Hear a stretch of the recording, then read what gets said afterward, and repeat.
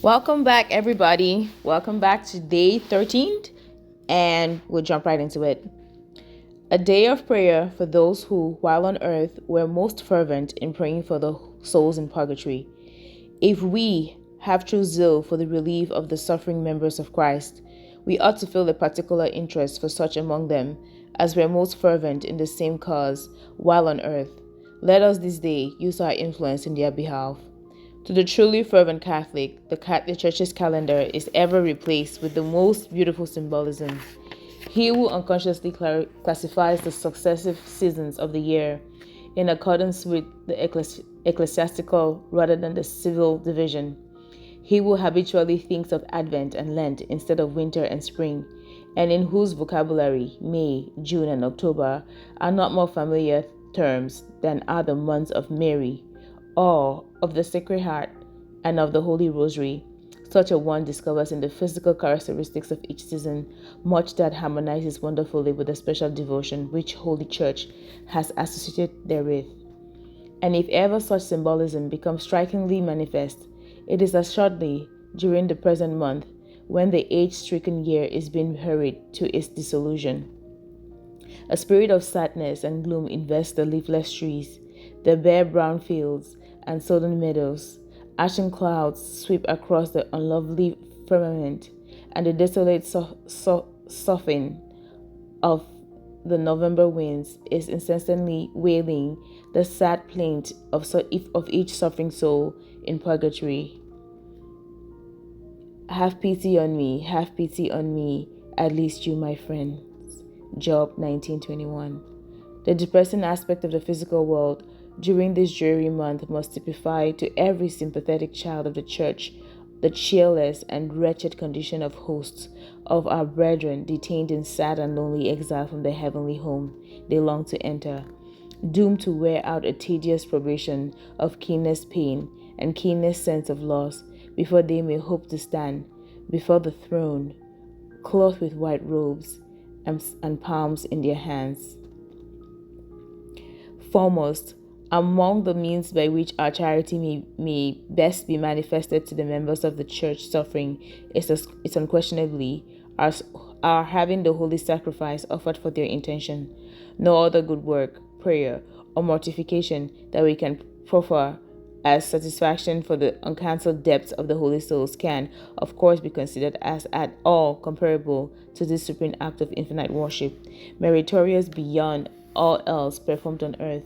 Yet how few, comparatively, are the Catholics who avail themselves of this means of acquitting themselves of a bounden duty to the faithful departed.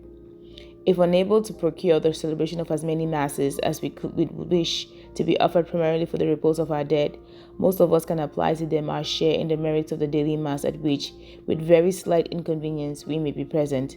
Next to the charity of having the august sacrifice celebrated for the specific purpose of aiding some of the holy souls' ranks, this transferring to them of the graces of satisfaction and impartation accruing to all who join with the priest in the offering of the clean oblation. Never until we ourselves inhabit that land of sorrows where our loved ones languish shall we fully appreciate the stupendous effects of a single Mass, devoutly attended on behalf of the souls in purgatory. Happy for us, then, if memory does not reproach us with the careless neglect of hundreds upon hundreds of such charitable acts. Among other suffrages that certainly alleviate the woes of the holy souls is the offering of devout confessions and holy communions. There can be no doubt that earnest petitions addressed to the Eucharistic Christ present in our hearts most the efficacious in procuring relief for those in whose behalf we plead for mercy. If it be a holy and wholesome thought to pray for the dead, at all times it cannot but be especially wholesome and peculiarly effective to pray for them at the moment when Jesus, reposing in our bosom, is most willing to accede to our unselfish desires. Another means of acquitting ourselves of the debt which we owe to these uncrowned saints of purgatory is to enlist in their cause the potent interest of our Blessed Lady. Mary is Queen of all saints, crowned and uncrowned. She is peculiarly the sovereign of the holy souls. since among her most distinctive titles are Mother of Mercy, Comfortress of the Afflicted, and Gate of Heaven. She is indeed Queen of Purgatory, and while we may not doubt that, even unsolicited by us, she assists all the inmates of that fiery prison, it is equally certain that those for whom we fervently beseech her powerful intercession will most abundantly reap the benefit of her aid. And so the special devotion of October, the Holy Rosary, should be continued by us throughout the decades of November. Our devout recitation of the beads for the eternal repose of departed relatives or friends will ensure for them the special compassion of the Queen of Heaven, and for us the reward of truest charity. It is needless to add that the recitation of a number of indulgence prayers, the giving of alms, the performance of good works of every description, and the accomplishments of acts of mortification of whatever kind are each and all most excellent methods by which to come to the relief of the vast multitudes whose doleful plaints and piteous supplications call for our sympathy throughout this month of the dead. Practically, God has placed in our hands the keys of their prison doors, and in a sense, it depends upon us whether their blessed ransom shall be effected soon or late. Powerless to help themselves, incapable of meriting either liberation from their bonds or alleviation of their misery, these poor sufferers can but appeal to the friends whom they have left behind on earth, begging earnestly the charity of our assistance. If ever we entertained for some of those hapless prisoners of the King's sentiments of tender affection, of engrossing love, if ever we rejoiced in their presence and experienced the bliss of their unfailing sympathy, if ever we vowed undying remembrance of their manifold kindness and proffered them the tribute of our enduring gratitude, now is the time to make our protestations, now the time to prove the genuineness of our love. Reverend A.B. O'Neill, CSE, in the Ave Maria. Philip Weld was the youngest son of James Weld, Esquire, of Archer's Lodge, Southampton, and a nephew of the late Cardinal Weld. In 1842, he was sent by his father to St. Edmund's College, near Ware, in Hertfordshire, for his education. He was a good, amiable boy, and much beloved by his masters and fellow students. It chanced that April 16, 1846, was a holiday at the college. On the morning of that day, Philip had been to Holy Communion at the early Mass, having just finished the retreat, and in the afternoon he went boating on the River Ware, accompanied by one of the masters and some of his companions. Boating was one of the sports which he always enjoyed particularly. After amusing themselves for some hours, the master remarked that it was time to return to the college, but Philip begged to have one more row. The master consented, and they rowed out to the accustomed turning point. On arriving there, and on turning the boat, Philip accidentally fell into the river, and notwithstanding every effort to save him, he was drowned. The corpse was brought back to the college, and the very Reverend Dr. Cox, the president, as well as all the others, was terribly shocked and grieved to hear of the accident. He was very fond of Philip, and to be obliged to communicate the sad news to the boy's parents was a most painful duty. He could scarcely make up his mind whether to write by post or to send a messenger. At last he resolved to go himself to Southampton. Dr. Cox set off on the same afternoon, passed through London, and reached Southampton the next day. Thence he drove to Archer's Lodge and the residence of the Weld family, but before entering the grounds he saw Mr. Weld at a short distance from his gate, walking towards the town.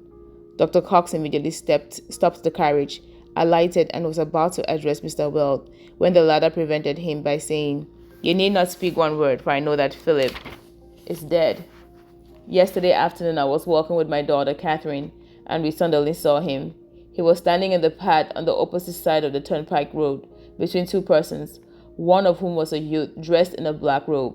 My daughter was the first to perceive them and exclaimed, 'Oh, Papa, did you ever see anyone so like Philip as that?' 'Like him,' I answered. 'Why, it is he.' Strange to say, she thought nothing of the circumstance than that we beheld an extraordinary likeness of her brother. We walked towards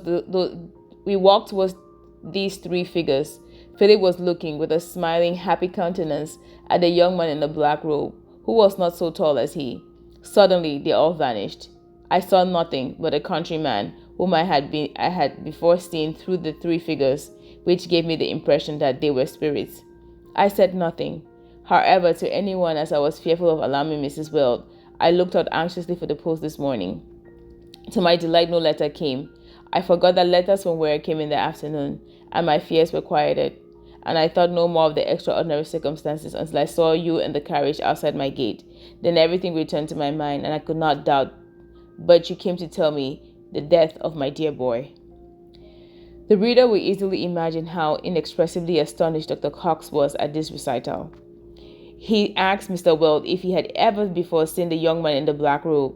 The gentleman replied that he had never before seen him, but that his countenance was so indelibly impressed in his memory that he was certain he should recognize him at once anywhere.